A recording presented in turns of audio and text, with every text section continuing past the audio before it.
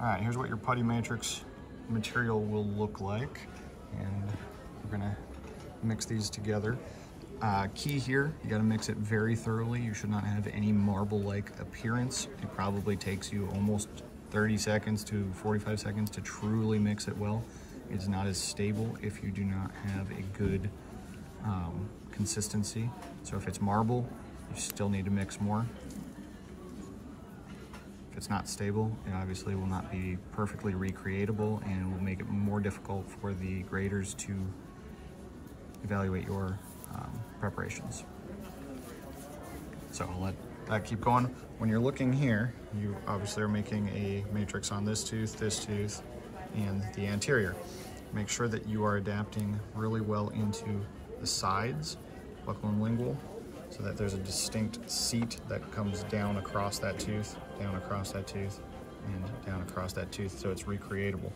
With that, you also need to really mush the material into the occlusals so that it truly recreates a negative of the entirety of that tooth. So again, it's been probably 45 seconds to a minute, and we're still a little bit mixing that material together.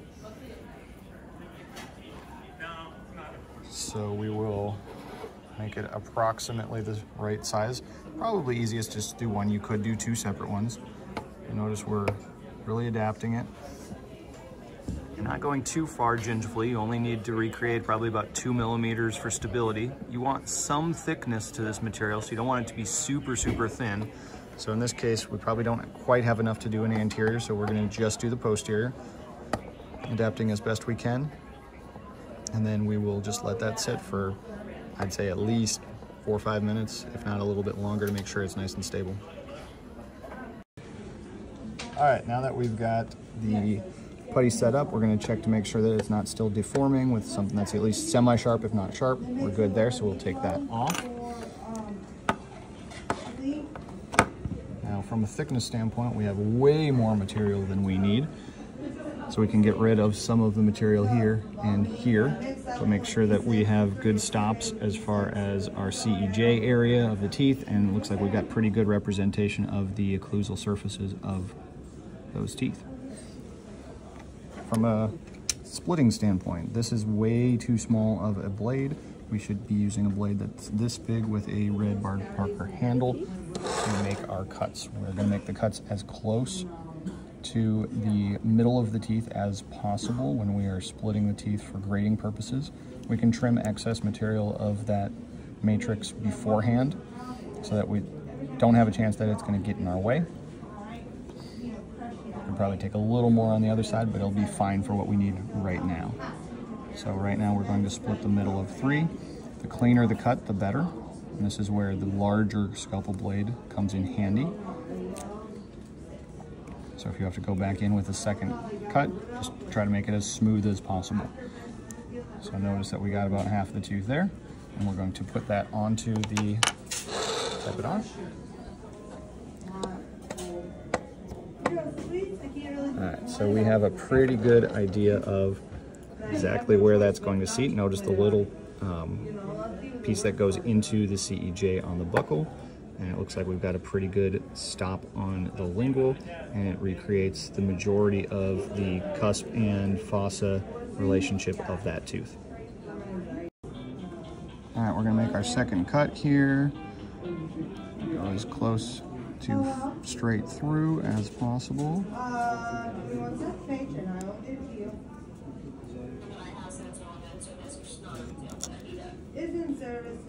All right, same idea here. We have that middle piece so you can look from both mesial and distal views, and then we have the mesial side of number 5. So this is what it will look like with the middle piece out. Again, notice that we have a distinct stop on the buccal and the lingual, so this is a recreatable piece of matrix. And same thing here. When we put in this middle piece, we can look from the other side to say exact same thing. We have a distinct stop, buccal and lingual, and it's recreatable, buccal and lingual on the other side. We have 4 different views of 2 different teeth that will help us to grade this project. All right, we've made the putty matrix for the anterior crown. We're checking to make sure it's not deforming still, so we're going to take that off. Same thing as before, we have probably a little excess of material gingivally. We've got good negatives of those teeth. We're going to trim that, and then we'll show you a little bit about making the putty for number 9. So looking at the anterior stent, you're going to have a number 9, and then the number 8 next to it, that dark dot, and where that screwdriver is pointing, will have a little screw for the endo tooth for the ADEX exam. So you're going to have to hollow that out.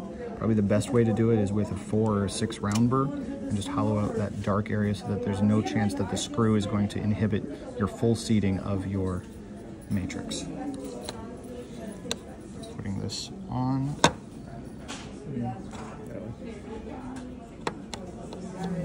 Hard to do left-handed when you're a right-handed person.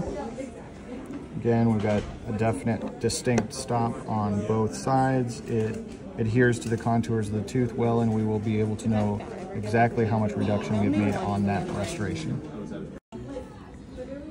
So now that we have our preps done, we have everything numbered so we know exactly which one is which, and we are ready to evaluate them. So if we're going to take out number 2, and we'll just take out number 3 for simplicity's sake, we're going to look there. And if I could have my assistant put his, there we go, hands in there. I'm actually going to have you just show there. We're going to zoom in quite a bit. We're evaluating, we're saying we have to be 1, so we're barely at 1 millimeter through there. But it looks like we have reached the minimal amount of reduction, if 1 millimeter is the amount of reduction necessary for this part of the prep. Same thing here, making the assumption that we're saying 1 millimeter is the reduction for this part of the prep. If we go down to the gingival there, it's getting real close to under 1. So don't give the examiners the chance to say that you're under 1 somewhere, even if you're over 1 everywhere else. Now notice how we've got to make sure that we're truly seated here. So we're probably at about 0.9 there. Whether the examiner that's grading is going to notice that and evaluate that or not, we don't know. So this is a minimal prep. We want to make sure that we are at least past the minimum. You have a little more wiggle room the larger amount of reduction that you have. So learn to grade your own preparations, and if you are good at grading them and making a recreatable, reproducible matrix, you'll know if you passed or failed before you even turn it in. All right, looking at number 9, if we're evaluating here, we can twist just a little bit. So without the probe in there, it looks like we definitely don't have anywhere touching. Pretty consistent, smooth, rounded contoured taper on the facial. We're a little thin on the incisal portion where it's a little over reduced, and then on the lingual, a little questionable how we are right on the top of the lingual axial wall. So evaluating that, saying, yeah, we're right at 1 millimeter, but we're getting pretty close to questionable there. Be careful. You need to have a certain amount of space between the matrix and the tooth, both lingually and axially. And you notice on this particular prep, the margin is probably about 1.5 millimeters from the gingiva. So you're getting close to the 2 millimeter maximum, or 1.5 millimeter maximum, or 1 millimeter maximum, depending on what the criteria say. So if you are having trouble with the lingual reduction, you feel like you need a little bit more, but it's getting small, make sure that you have a margin that is close to the gingiva, and it'll give you a little more height to work with, so you don't have too short of a lingual wall, because the lingual wall has a minimum height as well.